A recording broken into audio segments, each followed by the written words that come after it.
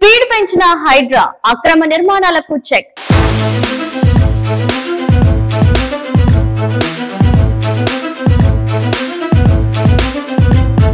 హైదరాబాద్ లోని ప్రభుత్వ ఆస్తుల పరిరక్షణ కోసం ఏర్పాటు చేసిన హైడ్రా మళ్లీ స్పీడ్ పెంచింది.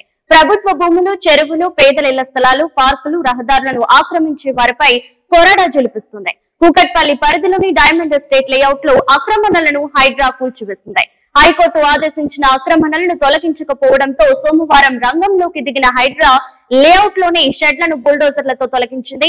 ఈ లేఅవుట్ లో ఫ్లాట్లు కొనుగోలు చేసిన బాధితులకు న్యాయం చేసింది. దీంతో హైడ్రా చీఫ్ రంగనాథ్ కు అధికారులకు బాధితులు కృతజ్ఞతలు తెలిపారు. ప్లకార్డులు, బ్యానర్లు ప్రదర్శిస్తూ జేజేలు పలికారు. హైడ్రా కూల్చివేతలపై హర్షం వ్యక్తం చేస్తూ బాధితులు కృతజ్ఞతలు తెలుపుతున్న వీడియో ప్రస్తుతం సోషల్ మీడియాలో వైరల్ గా మారింది.